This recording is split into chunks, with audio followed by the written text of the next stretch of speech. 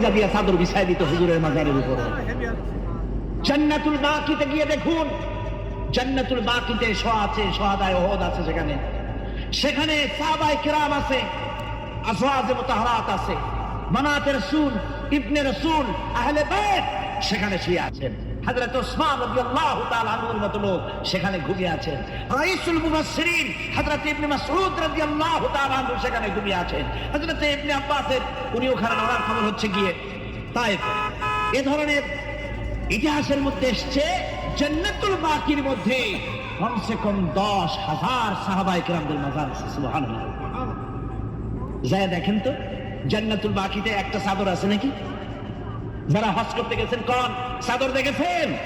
আগরবাতি আছে, মোমবাতি আছে, গোলাপ পানি আছে।